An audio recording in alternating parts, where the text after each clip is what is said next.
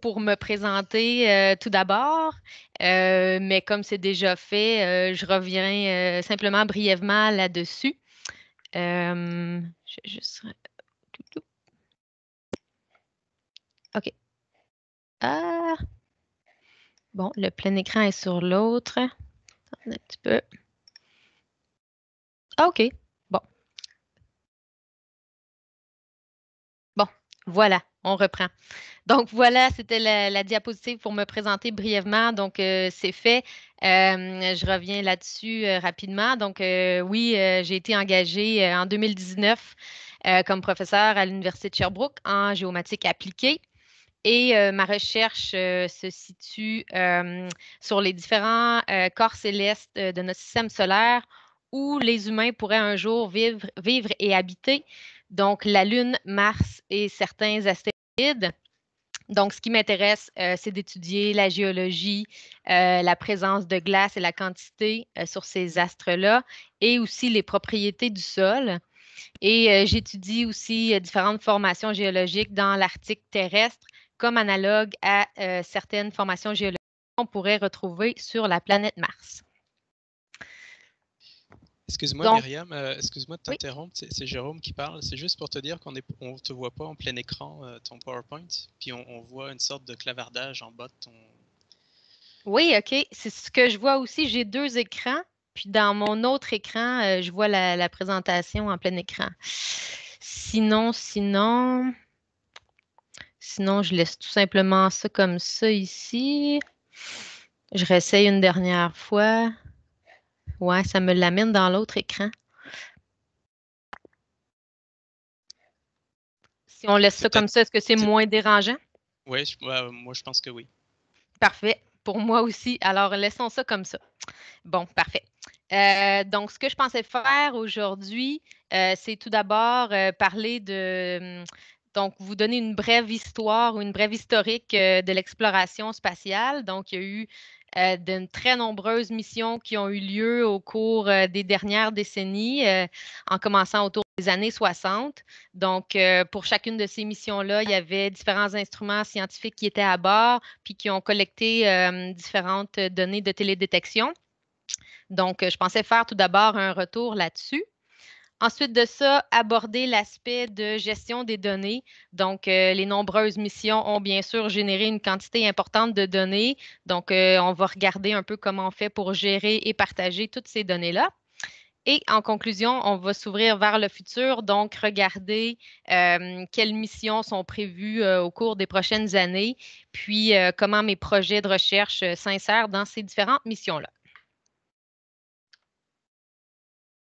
Donc, pour commencer, on va regarder les missions spatiales qui ont eu lieu dans les années 60 à 80. Donc, c'est vraiment les débuts de l'exploration spatiale. Comme vous êtes probablement au courant, les débuts ont commencé autour de la Lune, donc différents survols et des missions qui ont été insérées autour de la Lune dans le cadre de la course à l'espace entre les États-Unis et l'URSS à l'époque. Donc, ils voulaient tenter de rejoindre la Lune en premier. C'est l'URSS qui a finalement réussi avec la mission Luna, qui ont acquis la première image de la face cachée de la Lune. Ensuite de ça, les États-Unis ont envoyé plusieurs missions orbitales, des impacteurs, des landers pour essayer de vraiment caractériser la surface de la Lune en préparation pour les missions Apollo qui visaient bien sûr à envoyer des humains sur la Lune puis acquérir différents échantillons.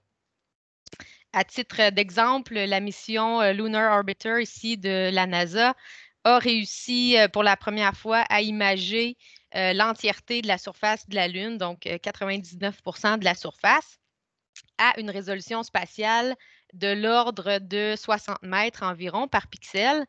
Puis certaines régions d'intérêt, comme les futurs sites d'alunissage pour les missions Apollo, on a eu des images à très haute résolution de l'ordre d'environ 1 mètre par pixel. Ensuite de ça, l'intérêt s'est retourné vers le reste des planètes rocheuses de notre système solaire.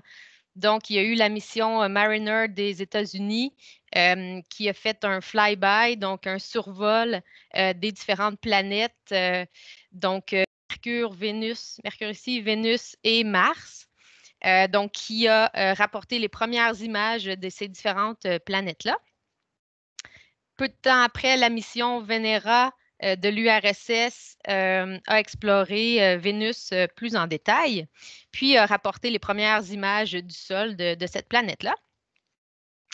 Ensuite de ça, dans les années 70, il y a eu les missions Pioneer et Voyager des États-Unis qui ont été dédiées à explorer les planètes géantes gazeuses de notre système solaire. Donc, Pioneer a été la première mission et Voyager par la suite, qui a permis de collecter quand même des milliers d'images de ces planètes-là et aussi des lunes de Saturne et d'Uranus et de Jupiter. Ensuite, on a eu les programmes Mars et Viking, donc Mars de l'URSS encore et Viking des États-Unis, qui ont rapporté les premières images détaillées de la surface de la planète Mars. Alors, je vous montre quelques exemples d'images qui ont été retournées lors de ces missions. Donc, un exemple ici, la première image de la face cachée de la Lune par la mission de l'URSS, donc Luna 3, tout juste avant les années 60, donc en 1959, qui a permis de voir pour la première fois que la face de la Lune est complètement différente de la face visible, donc qu'on voit sur Terre. Donc, c'est visuellement différent, puis ce que ça nous dit, c'est que la composition est différente aussi, bien sûr. Donc, on a une majorité de roches très pâles là, qui sont des anorthosites et quelques endroits un peu plus foncés qui correspondent au basalte qu'on voit aussi sur la face visible de la Lune, de la Terre. Ici, quelques premières images de la planète Jupiter qui a été acquise par la sonde Pioneer 10 et une image de Saturne avec une par Pioneer 11. Et ici, une première mosaïque d'images qui a été acquise par la sonde Mariner 10 des États-Unis. Donc, les premières images de la planète Mercure. Donc, comme c'était une mission flyby, donc un survol, on a imagé seulement une portion de la planète et non pas la planète tout entière.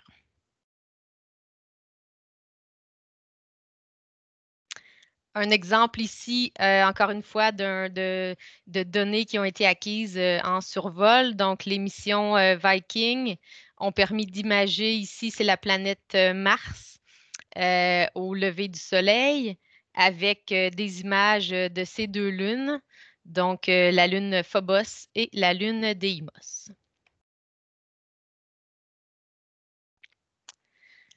Donc, au début des années 80, on avait déjà une relativement bonne idée de ce dont était composé notre système solaire. Donc, on avait au moins des visions, une vision soit de la moitié d'un globe terrestre ou du globe terrestre en entier pour ce qui est de la Lune. Donc, les années 80 à 2000 ont correspondu à un changement de cap ou de mentalité, si on veut. Donc, au lieu de faire des missions simples en survol pour avoir un premier aperçu de ces planètes-là, ben là, maintenant, on voulait avoir des images à plus haute résolution, plus de détails, inclure davantage d'instruments scientifiques pour vraiment caractériser les surfaces plus en détail. Donc, les années 80 à 2000 ont été caractérisées par davantage d'orbiteurs, donc des missions qui ont été vraiment insérées en orbite autour de ces planètes-là pour des durées relativement courtes.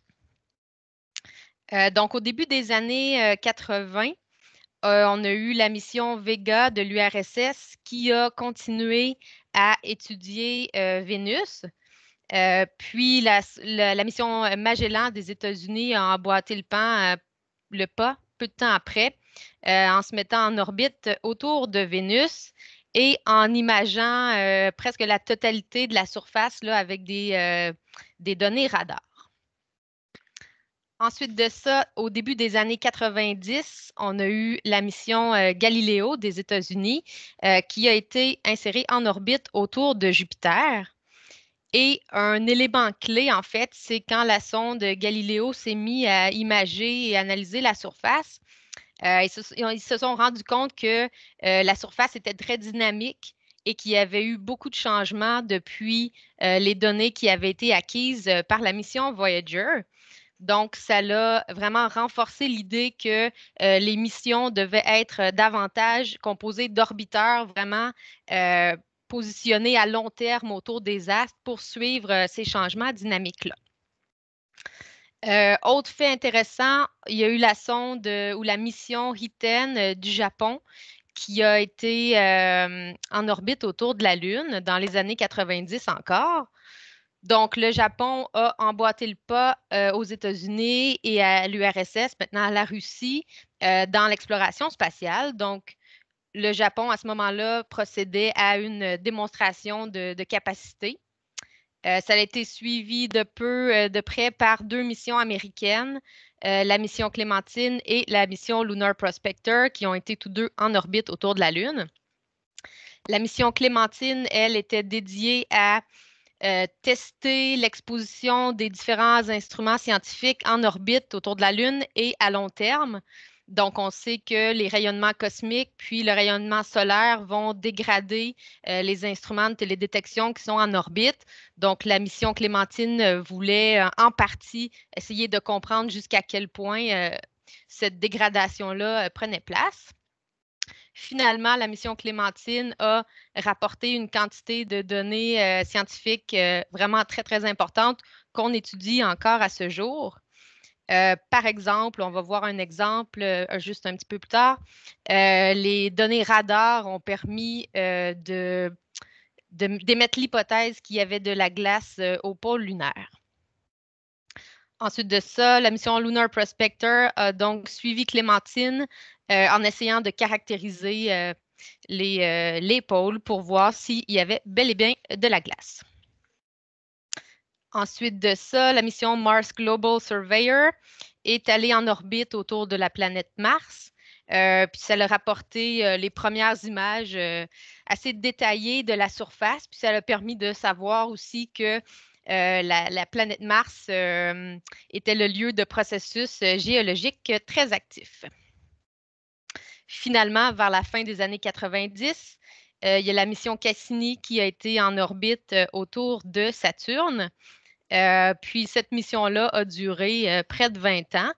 Donc, vers la fin des années 2000, on se rend compte que les missions ont eu tendance à s'allonger de plus en plus pour correspondre à des missions de longue durée. Ici, un exemple des données de radar de la mission Clémentine en orbite autour de la Lune. Ce que vous voyez à gauche, c'est une image vue du pôle sud de la Lune. Et vous voyez deux orbites, si on veut, deux passes là, du satellite autour du pôle. Puis à droite, vous voyez les données qui correspondent à ces orbites-là. Donc, si on regarde les données radar de l'orbite 235 ici en rouge, on voit que le signal radar rétrodiffusé était faible. Tandis que quand on regarde les données de l'orbite 234 ici qui passent directement au-dessus du pôle sud, bien, on a vu un fort retour radar. Donc, c'est à partir de ces données-là que l'hypothèse a été émise qu'il pourrait y avoir de la glace au pôle lunaire. C'était les premières indications. Ici, quelques exemples d'images. Donc, la mission Clémentine a rapporté des images dans différentes longueurs d'onde. Ici, vous voyez le visible, donc la face visible et la face cachée de la Lune. Puis, à partir de ces données-là, on a été capable de calculer l'abondance de différents éléments puis différents minéraux à la surface. Donc, à droite, c'est un exemple de l'abondance de fer qu'on est capable de calculer à partir de ces données-là. Donc, les surfaces foncées ici, c'est les mers de basalte qui sont riches en fer. Et tout le reste, les surfaces plus pâles, donc c'est les anorthosites qui sont composés de plagioclase, donc un fer qui est beaucoup moins abondant. Ici, quelques exemples d'images acquises par Mars Global Surveyor en orbite autour de Mars dans les années 90. Donc voilà, vous voyez différents processus géologiques actifs. Donc, des exemples de cratères qui ont lieu. Donc, on est capable d'imager des cratères qui ont encore lieu à ce jour sur Mars et sur les autres planètes aussi, en ayant vraiment un suivi en continu. Puis ici, c'est un exemple de gullies, donc des coulées de matériel qui ont lieu sur les murs de certains cratères. Donc, il y a plusieurs hypothèses qui sont émises pour ça. Donc, est-ce que c'est de l'eau liquide, de la glace, de l'eau salée? Donc, on n'a pas encore exactement les réponses. Donc, au début des années 2000, donc on voit qu'il y a de plus en plus de pays qui étaient intéressés à la course vers l'espace. Donc, on avait les États-Unis, la Russie, le Japon, et il y a différentes autres agences spatiales qui étaient intéressées à s'impliquer dans le processus d'exploration. Donc, l'International Space Exploration Coordination Group, le ICEG, a été mis sur pied pour regrouper 14 agences spatiales qui étaient justement intéressées dans l'exploration du système solaire. Et ça a été,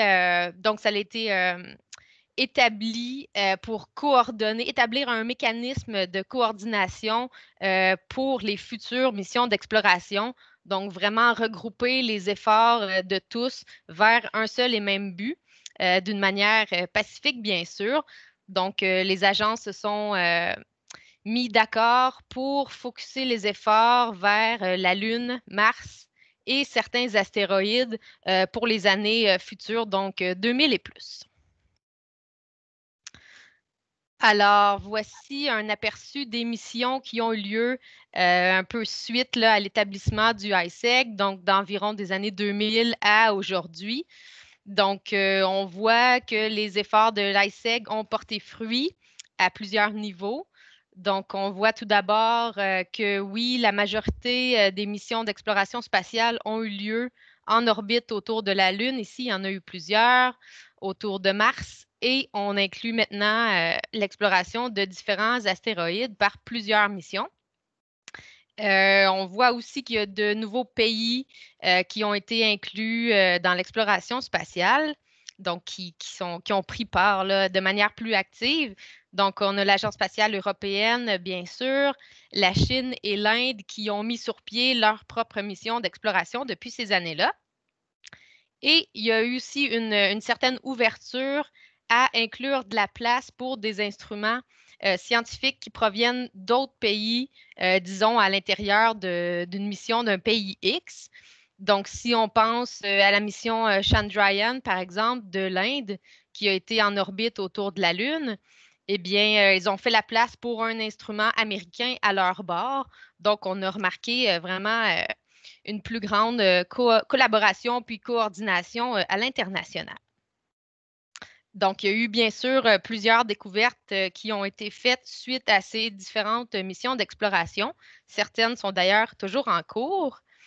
Je vous donne quelques exemples. Il y en aurait beaucoup trop, mais je vous en donne les plus grandes lignes peut-être. Donc, on commence avec la Lune qui a été imagée dans son entièreté en très grand niveau de détail.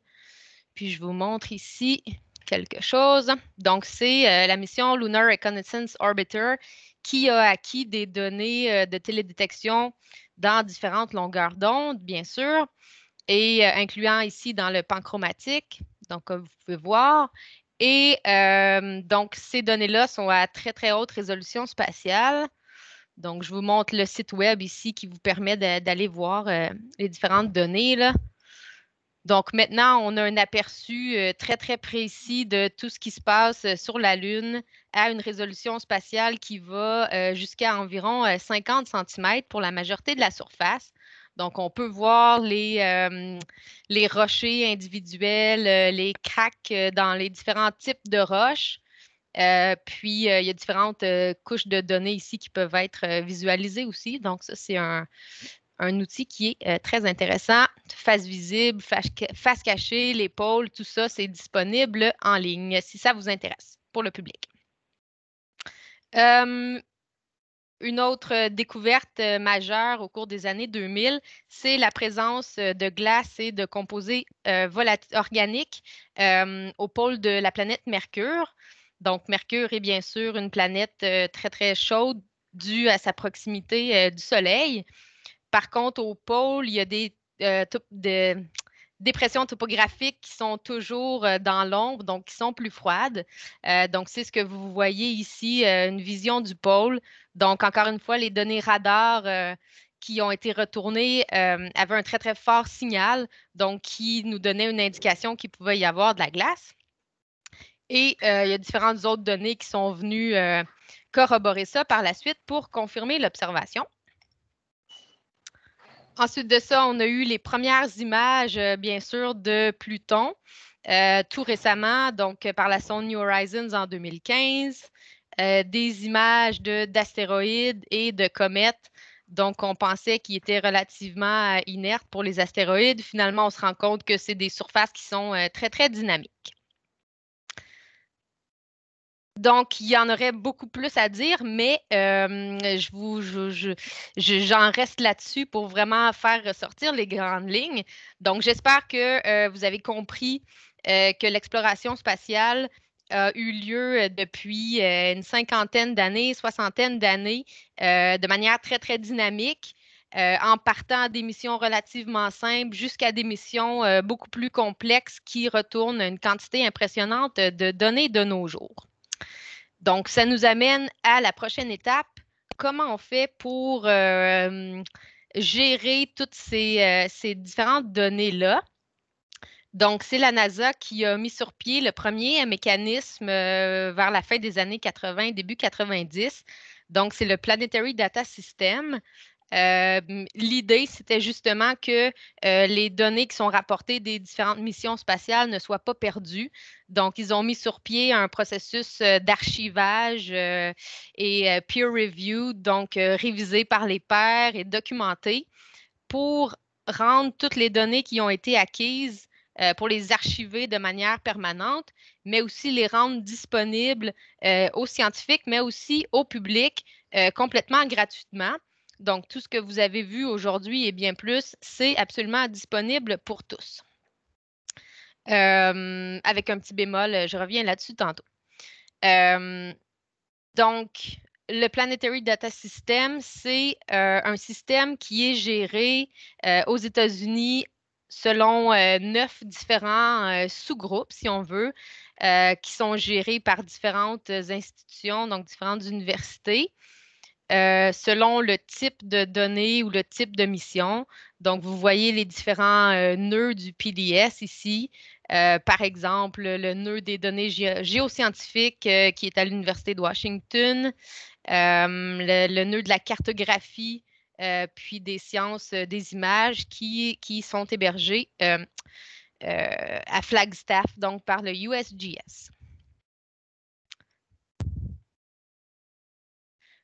Donc, l'objectif principal de l'élaboration du PDS, c'est bien sûr d'archiver les données puis de les rendre disponibles, mais aussi d'archiver les données de manière à ce qu'elles soient pérennes dans le temps, donc qu'elles puissent être utilisables par des scientifiques ou des utilisateurs dans 15-20 ans sans avoir nécessairement à se baser sur des logiciels actuels.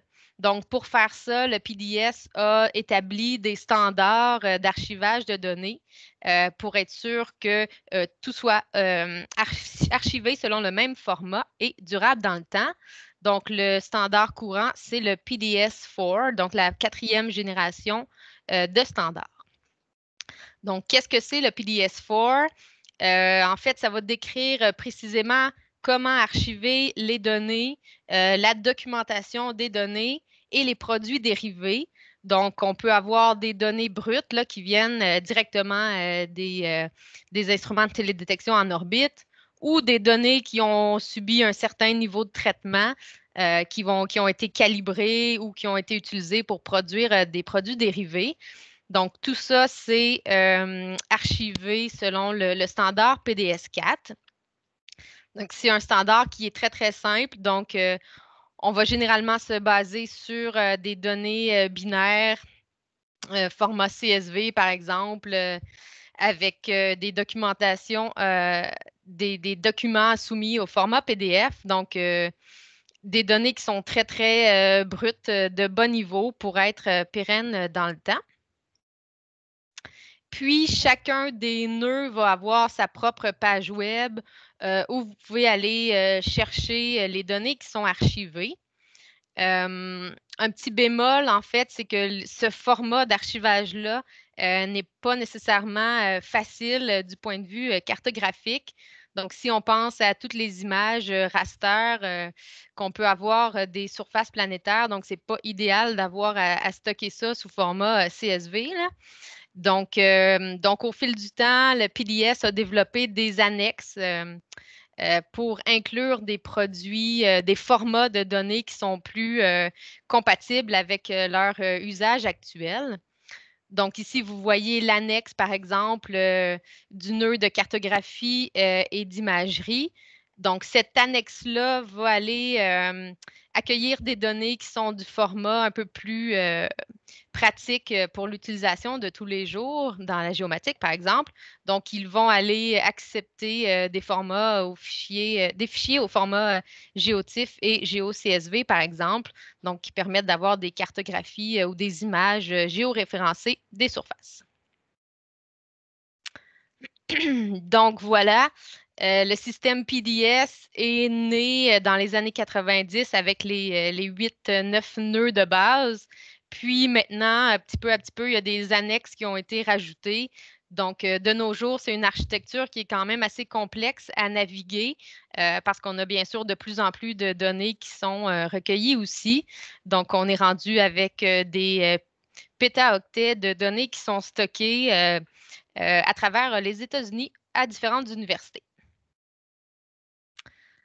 Donc, oui, alors vous vous demandez peut-être, mais comment font les autres pays pour archiver leurs données? Donc, le PDS, c'est vraiment un système qui a été mis sur pied par la NASA, donc qui va héberger les données américaines principalement. Les autres pays ont décidé d'emboîter le pas aux États-Unis qui ont mis sur pied ce système assez efficace en premier. Donc, au cours des années 2000, là, les différentes agences spatiales se sont mis d'accord pour utiliser le format PDS-4 comme un système d'archivage vraiment à l'international pour toutes les données planétaires.